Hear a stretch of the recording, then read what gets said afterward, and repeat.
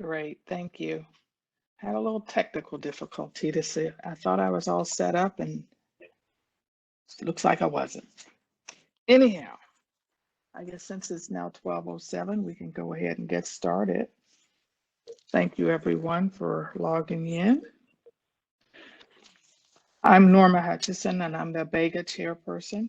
And due to COVID-19, this meeting is being held virtually via WebEx. Joining me today for this meeting are board members Charles Nottingham, Melissa Tucker, Felice Smith, and Darrin Sobin. And together we constitute a quorum for this meeting. So since it was first posted, there have been no changes to the meeting agenda that have come my way. So I'm going to go forward with what I've received and ask someone to make a motion to adopt the agenda.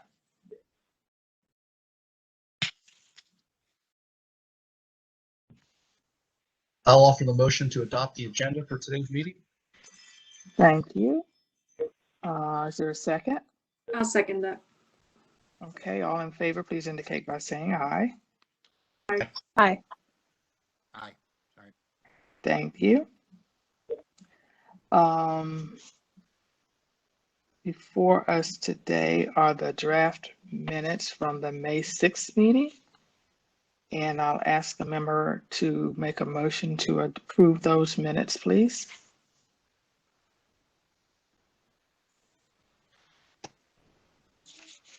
I'll move to approve those minutes. Okay, is there a second? I'll second that.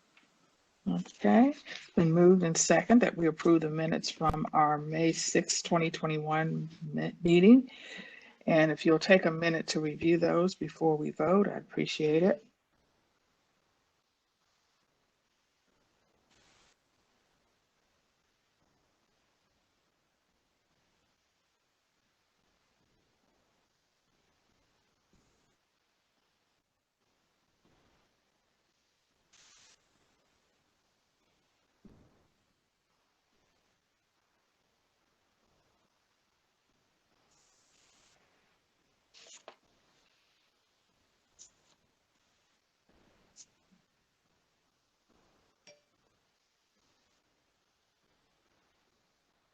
Okay.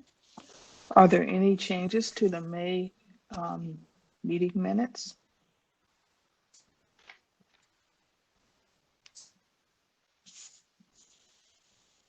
Hearing none, all in favor of adopting or approving the minutes from the May meeting, please indicate by saying aye. Aye. Aye. Aye. Don't hear any nays. Okay. So next we will start with a report from the Office of Open Government.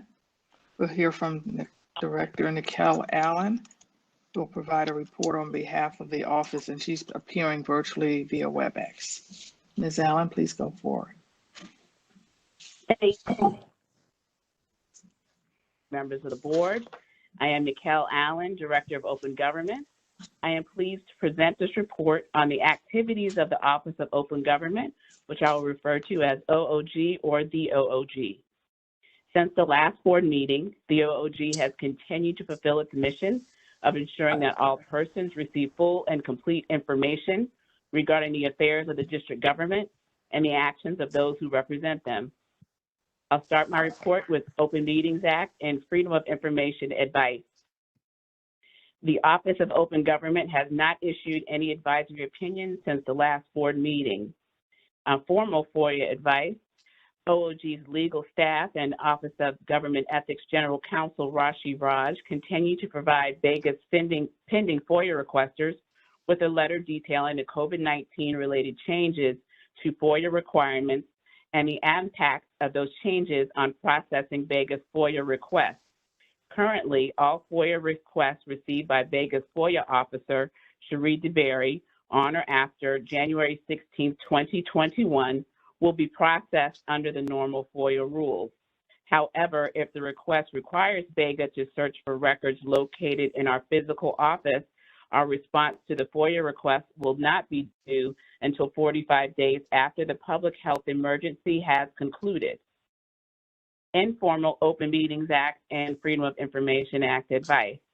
Since the last board meeting, OOG responded informally via email or telephone to requests for assistance as follows.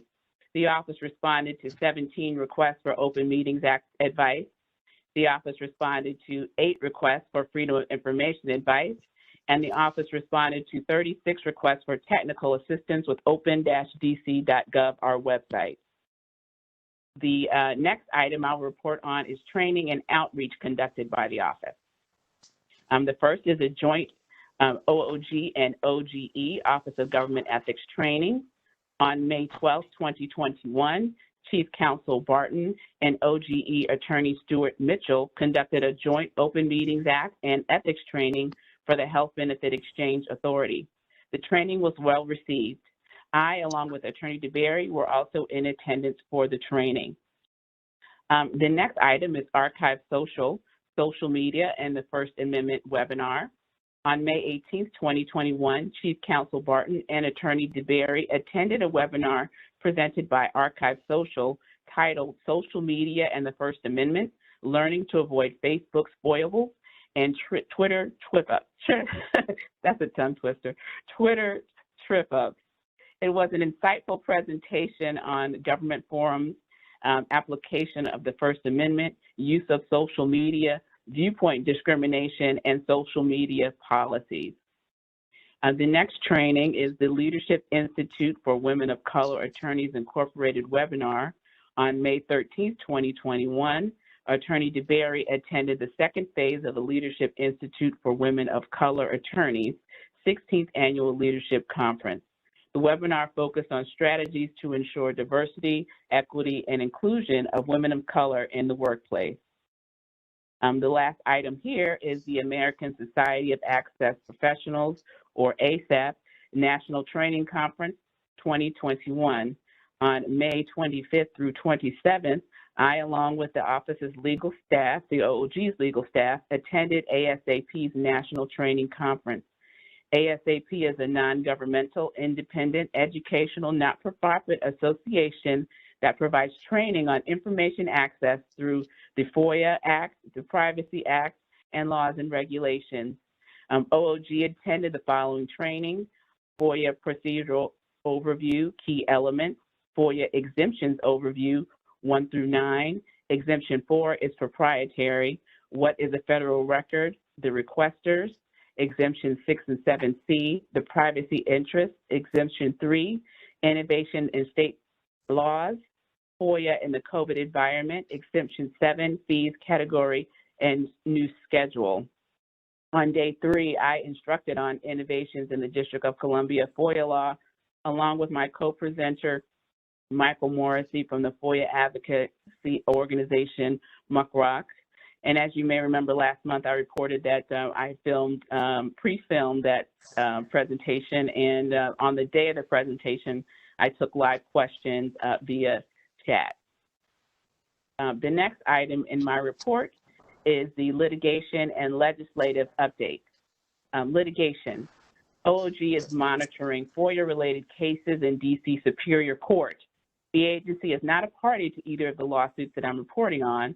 I am providing this information for the board's awareness of litigation that may impact the operation and interpretation of DC FOIA law. The first matter is the TPM lawsuit update.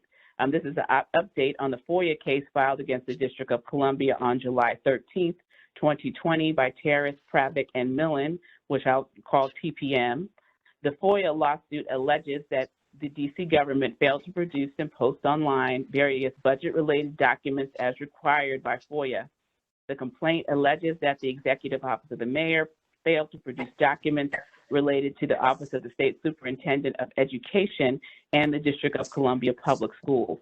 On May 14th, the District of Columbia filed its cross motion for summary judgment in opposition to TPM's motion. The district argues that preliminary budget submissions to the mayor from the Office of the State Superintendent of Education and DCPS should be shielded from public view. The district believes that FOIA does not require the publishing of preliminary budget submissions that contain the agency's initial budget advice and recommendations to the public on the internet. The district argues that the documents are protected under the deliberative process privilege, which is an exemption from release under DC Foia, as you know. The district also maintains that the budget submissions are protected from disclosure due to executive privilege, and requiring their release would violate that principle, the principle of separation of powers. The district further argues that the plaintiff's lack of standing to challenge the district's decision not to post documents online because of prospective publication is not an available remedy. Copies of the motion are in Dropbox for your reference. The next lawsuit is a stop and frisk lawsuit. On February 16th, the American Civil Liberties Union, or ACLU, filed a lawsuit against DC seeking records concerning stop and frisk by MPD, the Metropolitan Police Department. MPD is required to retain stop and frisk statistics pursuant to the Near Engagement Archives Results Act. The complaint seeks declaratory and injunctive relief to compel the district to provide the documents. On March 9th, 2021, plaintiff filed a precipice withdrawing its motion for preliminary injunction. This issue became moot because the district did publish the data requested by the plaintiff on March 15th, 2021. On April 15th, the district submitted the defendant's consent motion to stay litigation so the parties may discuss the possibility of settlement on the attorney's fees, so the only remaining issue. On April 20th, the court granted defendant's motion and order granting consent motion to stay, and the proceeding was entered on the docket. The initial scheduling conference that was scheduled for May 21st was canceled, so a status hearing has been scheduled for July 23rd. Also on March 9th, plaintiff filed a precipice to withdraw its pending motion for preliminary injunction. The issue became moot because the district provided the data requested by the plaintiff, which was published on March 5th. The parties have been instructed to file a precipice of dismissal if the settlement is reached before that time. OOG will continue to monitor these matters. The next item is legislation. On May 20th, OOG staff attended Councilmember Charles Allen, the chairperson of the Committee on the Judiciary and Public Safety, and the Committee of the Whole's joint public hearing to hear testimony on the following law enforcement reform litigation. The first is Bill 24-0094, the Bias in Threat Assessment Evaluation Amendment Act of 2021, which would amend the Attorney General of the District of Columbia Clarification and Elected Term Amendment Act of 2010 to require the Attorney General to conduct a study to determine whether the Metropolitan Police Department engaged in bias policing when conducting threat assessments of assemblies within the District of Columbia, and to grant the Attorney General subpoena power as needed to carry out the study. The second bill that was discussed is Bill 24-0107, the Metropolitan Police Department requirement of superior officer present at occupied vehicle search, no jump out searches Act of 2021. This act would prohibit MPD from conducting searches of unoccupied vehicles unless the superior officer is present. All officers present at the search have their body cameras on and functioning. The officer requesting the search provides a verbally stated reason to the superior officer to conduct the search, and the superior officer at the search is viewed given verbal authorization to conduct the search, to require a report by an officer present at the search, to file the results of the search, and that the owner of the vehicle be notified as to why the owner's vehicle was searched, and to provide the owner of the vehicle the right to sue individual officers not adhering to the requirements of the Act in their individual capacities. Excuse me, the next bill was Bill. Director, Yes. before we move on to the next bill, can I ask what is the problem that this legislation is trying to solve? Because I don't think I read anything in the press about it, but obviously it seems to be a big problem. What is it specifically that occurred? Was it one instance or a pattern in practice by MPD of doing a certain kind of policing? Or is it just part of a larger police reform movement? I would say it's the latter two. So again, jump out searches or searches of vehicles have resulted in a lot of the misconduct that has been seen in the district that is alleged to be based on the physical characteristics of the occupant of the vehicle. So in the case of, that's the case of jump out searches. So these are causing a lot of office complaints against officers and have been misused. That's the allegation. So by correcting that problem, it is to have the intended after effect of MPD having less complaints, and that these type of searches not being used kind of as a pretext for activity that is not kosher or falls outside of the scope of MPD's powers.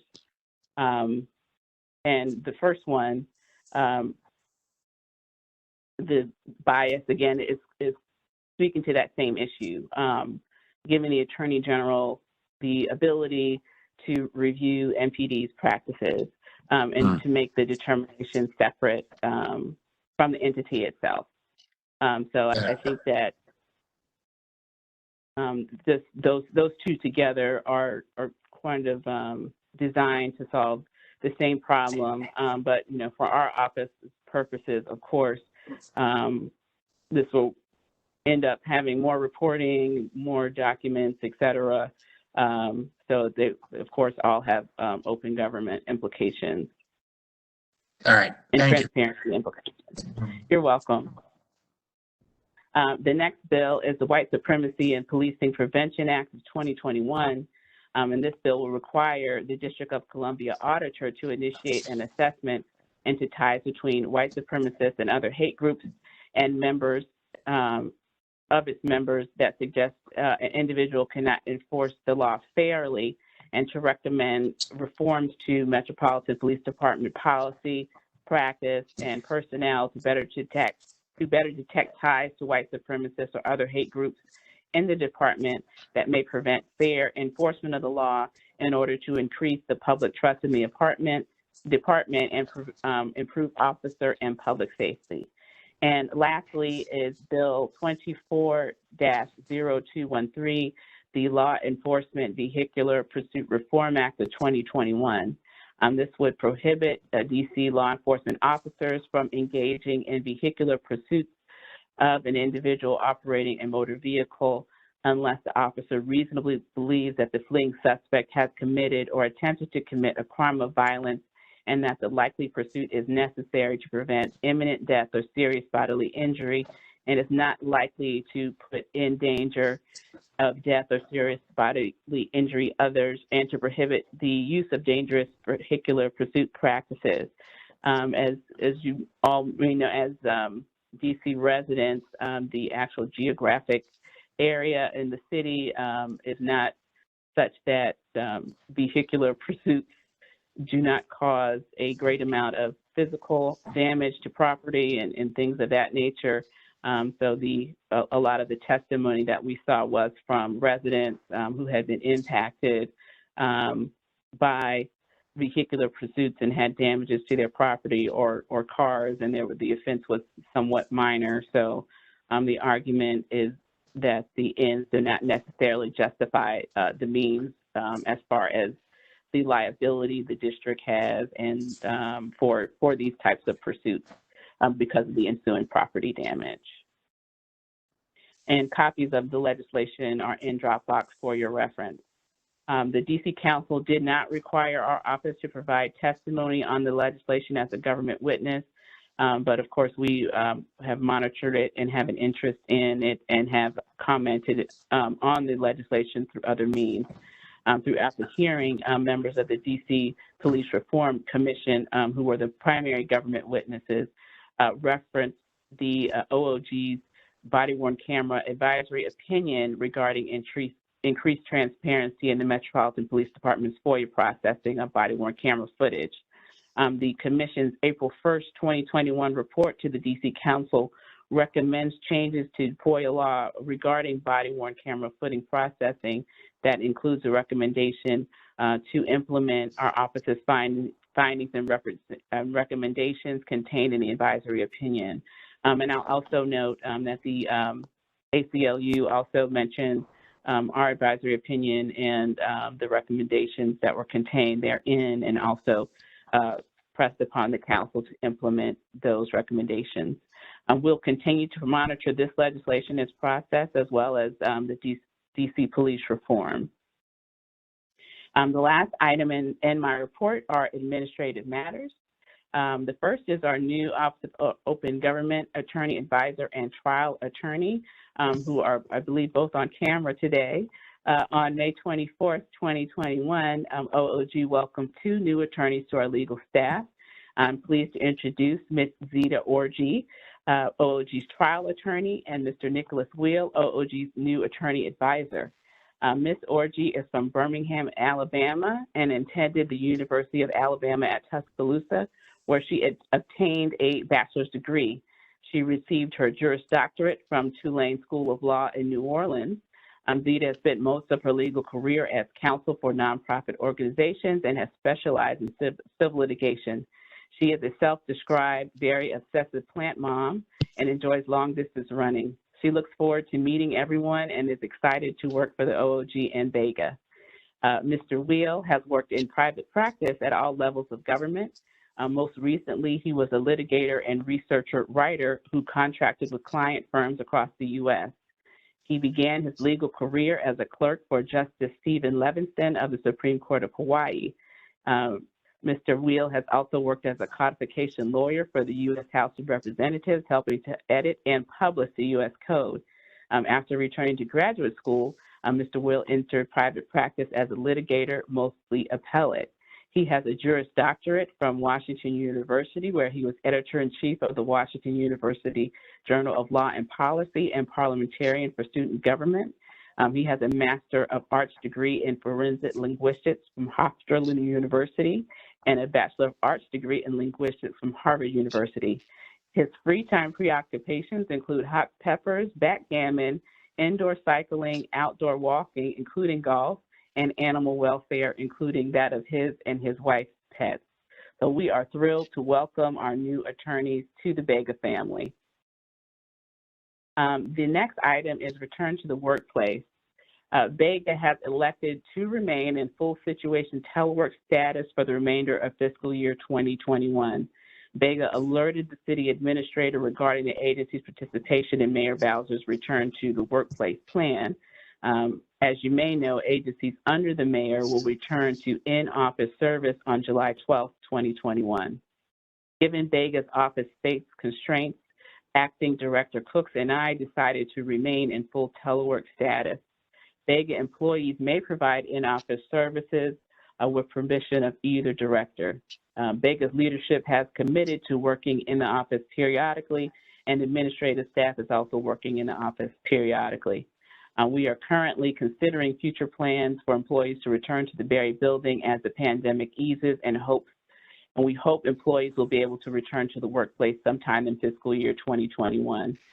Acting Director Cooks, General Counsel Raj, and I met with the Office of the City Administrator on May 18, 2021 to discuss strategies for returning to the Berry building, and we'll continue to meet internally to devise a return to work plan. And we'll keep you all informed on our progress with that. The last item is the fiscal year 22 budget. The mayor released the fiscal year 22 budget on May 27, 2021. As part of our planning for fiscal year 22, the Office of Open Government requested a paralegal specialist position to assist agency attorneys and to serve as a fact witness on Open Meetings Act cases. The mayor's budget did not provide for that position. Since fiscal year 18, BEGA has requested a budget enhancement to move the agency to an office space that is adequate for the agency's staff, size, and other needs. The fiscal year 22 budget did not provide for the funds requested to move. However, on May 12th, BEGA's leadership and the Department of General Services did visit a leased space in L'Enfant Plaza that is currently empty. The Health Benefit Exchange Administration is willing to sublease the space to BEGA if we secure funds for the facility in FY22. Unfortunately, Mayor Bowser did not provide the agencies with the requested funds in her budget proposal, but we are hopeful that the council may see fit to provide those funds. We also sought additional funds for office administration and virtual platforms. So as always, I will address these issues with the DC Council Committee on Human Services in my public statement during our budget hearing. So these budget enhanced requests are required to improve our operations and our ability to perform our mission. So hopefully they'll be received well by the council. This concludes the Office of Open Government's June 3rd, 2020 report. I'm happy to answer any questions if you have some. Thank you so much. Okay. Are there any questions, additional questions for Ms. Allen? Okay. I also like to welcome Mr. Wheel and Ms. Orji, and glad to have you with BEGA. We look forward to meeting you when we're all back together. Okay. Next, we'll have also via WebEx, Ashley Cooks. Ms. Cooks is the Acting Director of the Office of Government Ethics. So Ms. Cooks, please proceed. Good afternoon, Chairperson Hutcheson and members of the board. My name is Ashley Cooks. I'm the Acting Director of the Office of Government Ethics. I'm pleased to present this report on the activities of the Office of Government Ethics, OGE. First, update on status of OGE operations. The information reported today regarding OGE's cases will not reflect any status changes that may occur as a result of actions taken by the board during today's meeting. Open investigations by status. We have 59 open investigations.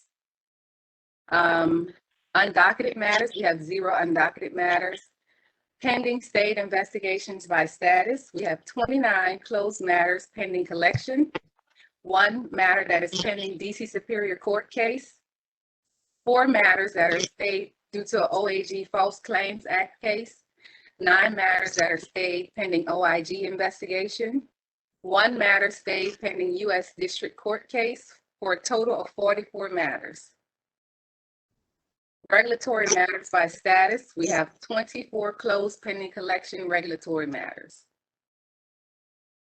The number of open preliminary investigation includes 4 new matters open since the last board meeting. The investigative team resolved 7 preliminary investigations since the last board meeting. Next is training and outreach. Professional development trainings attended by staff. During the month of June, OGE attorneys attended the National Association of Government Communicators 3-day virtual communication school and the Society of Corporate Compliance and Ethics workshop on compliance and ethics essentials. GC Raj also completed a mandatory sexual harassment officer update training. BEGA's auditor, Mr. Emmanuel Tajuba, took the following trainings. Excel 2019 for Windows using basic formulas. The requirements lifecycle management knowledge area. Impact on stakeholders and benchmarking for the Six Sigma. Determining process, performance, and capability in Six Sigma. And he also registered for the Certified Fraud Examiner certification. Trainings conducted by staff. Since the last board meeting, OGE attorneys conducted 7 total ethics trainings, which included 2 monthly ethics trainings. Ethics trainings for the Department of Corrections and the Department of Consumer and Regulatory Affairs. Board and commissions trainings for DC Public Charter School Board and the Health Benefit Exchange. And an ethics training for ANC commissioners. OGE did not hold a virtual brown bag ethics forum this past month, but will host our next session on June 28th. In addition, 567 employees completed our online ethics training via PeopleSoft. Advisory opinions and advice, informal advice. We provided approximately 45 informal advice. We answered 45 informal advice inquiries, which is 6 less than the 51 reported at the May meeting.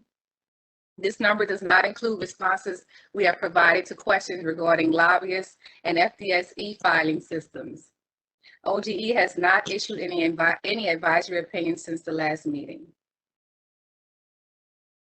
Legislation updates. Councilmember Allen intends to introduce the Pro Bono Legal Representation Clarification Amendment Act of 2021 as an amendment to Section 223 of the Ethics Act by adding a new subsection which will allow employees to represent persons of limited income in affiliation with a nonprofit organization before district courts and federal courts and district and federal agencies. The amendment allows for pro bono representation in affiliation with a nonprofit organization, provided that the matter does not involve a claim against the district, is not a criminal proceeding, the district does not have a direct or substantial interest in the matter.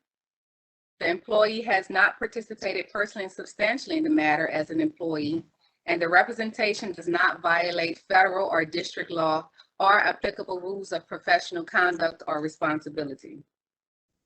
The bill emphasizes that an employee must act in his or her personal capacity, not receive compensation for the legal representation, and be affiliated with a covered organization. And the bill actually defines covered organization as a nonprofit that provides services to persons with limited income or provides representation or services to another nonprofit. It also includes language that is included in the District Personnel Manual, Section 1807.7, which allows an employee to provide legal representation to family members or an estate which an employee serves as guardian or administrator if the employee has not participated in the matter as a part of their official duties. We have been involved in the drafting process and look forward to continuing our engagement with the council on this matter.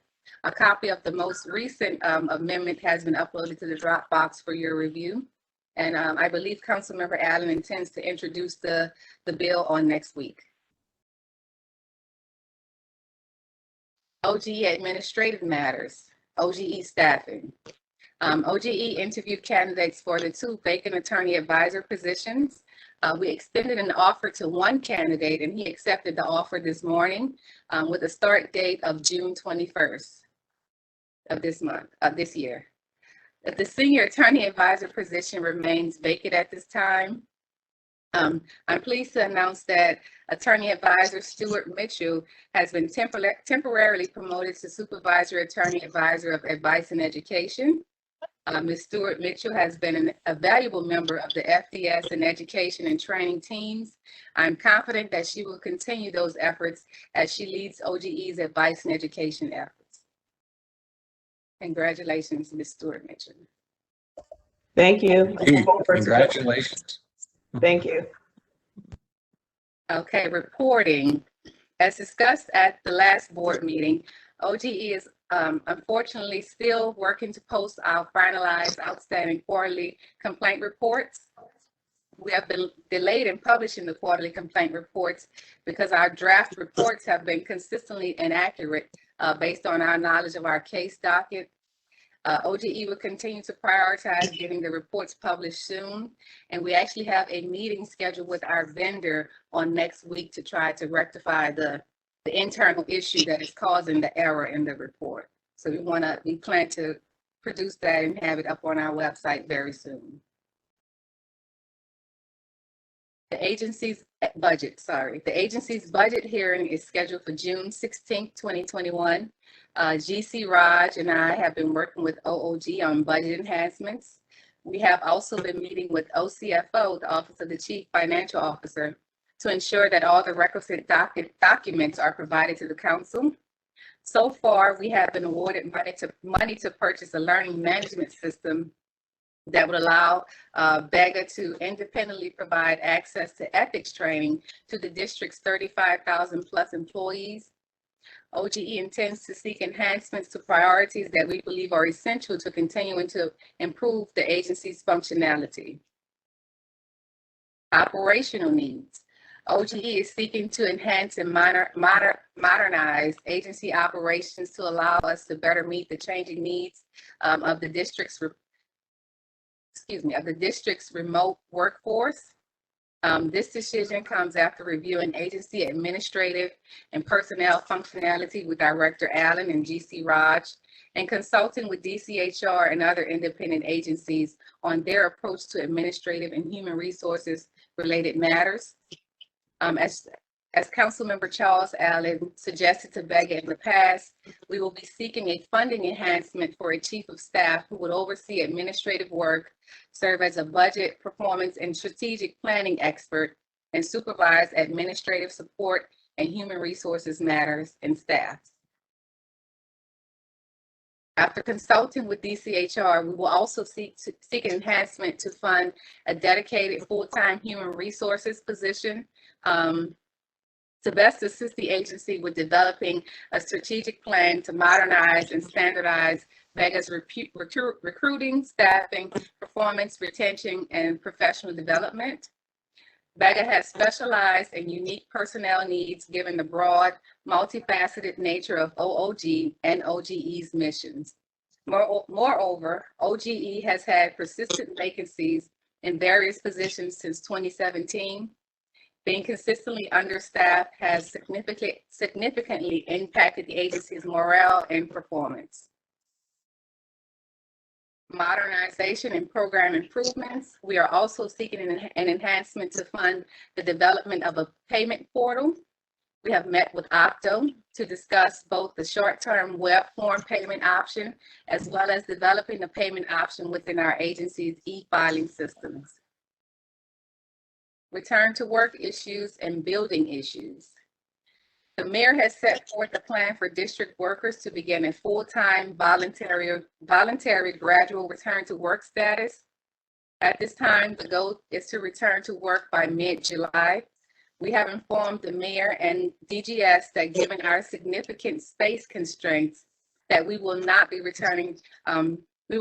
following the mayor's plan at this time to return for a full return, and will continue our practice of allowing employees to work in the office voluntarily or on an ad hoc or regular basis with approval.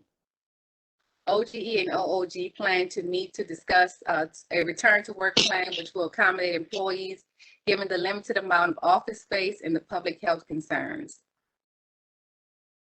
And as Director Allen has previously stated, we do plan to request funding for additional space at our hearing on June 16th. Next is financial disclosures and lobbyist matters. Lobbyist registration and reporting. In May 2021, the LRR team did not receive any activity reports. However, they received 6 new registration reports, 2 renewals, and 2 termination reports. The team also answered 5 emails and 2 support tickets. The lobbyist team continues to work on the website and enforcement of late and non-filers. Financial disclosure. On April 15, 2021, the FDS team noticed 3,760 employees, board members, commissioners, and former employees designated as public filers. These notices took the form of emails and physical USPS mailings sent out on May 21st due to printing delays. We are currently sending weekly email reminders to filers. For the period May 1st through May 28th, the notices netted 779 public filers. Year to date, that is 1,948 filers. This represents a 35% increase in filers over the previous year, same period. Further support tickets are down 70% from 133 to 40. As with April, many support tickets are due to incorrect information, email addresses on user profiles, and things of that nature. Overall, we are seeing more filings and fewer issues this season. The Confidential Filer Pilot Program. As mentioned during the last meeting, OGE has developed a pilot program for confidential filers in an effort to modernize, standardize, and automate the financial disclosure process for both public and confidential filers. 80 of the 160 employees participating in the pilot program have filed successfully and remain securely confidential. The goal is to allow FDS, CFDS, and PFDS filers to use the same e-filing system district-wide. This will allow agency ethics counselors to more easily maintain ethics-related records, analyze agency compliance, and more easily access information to address possible conflicts of interest. BEGA is also in the process of refunding some confidential filers who claimed they filed timely. And so far, 62 employees have been refunded, totaling about $18,000. A refund for 8 more employees totaling $2,400 is still pending. This concludes the Office of Government Ethics June 3rd, 2021 report. Thank you, and I welcome any questions. Are there any questions from Ms. Cooks?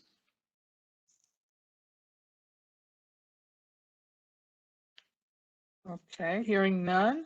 The next item on our agenda is public comments.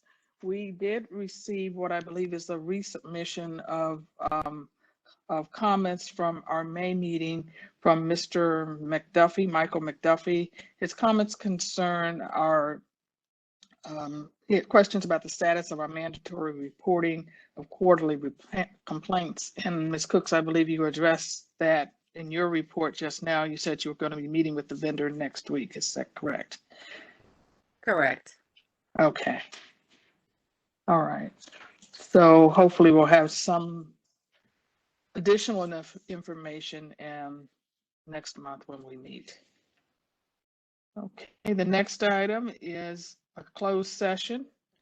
This is to discuss ongoing confidential investigations pursuant to DC Official Code, Section 2-575B14, to consult with an attorney to obtain legal advice and to preserve the attorney-client privilege between attorney and a public body pursuant to DC Official Code, Section 2-575B4A, to discuss personnel matters including the appointment, employment, assignment, promotion, performance evaluation, compensation, discipline, demotion, removal, or resignation of government appointees, employees, or officials pursuant to DC Official Code Section 2-575B10, to deliberate on a decision in which the Ethics Board will exercise quasi-judicial functions pursuant to DC Official Code Section 2-575B13,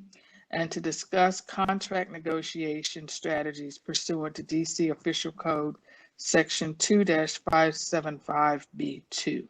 May I have a motion to enter executive session? So moved. Okay, is there a second? Second. Thank you. All in favor, please indicate by saying aye. Aye. Aye. Okay, and no opposed. Okay, let's log out of this session and we will convene in executive session. Thank you.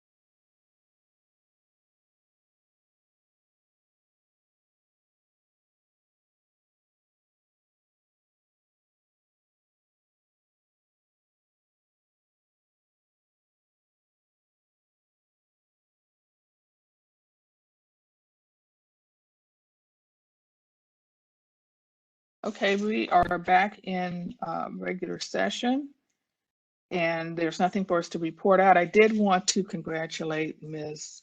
Stewart Mitchell on her temporary assignment. I neglected to do that at the end of Ms. Cook's report. So thank you for your service to that. And with that, we'll end the meeting with the note that our next meeting will occur again by WebEx on July 1st, 2020 at 12 p.m. Thank you all, and be safe. Bye-bye. Thank you. Bye-bye. Bye-bye. Thank you. Bye-bye, Thank you. everyone. Take care. Bye, everyone.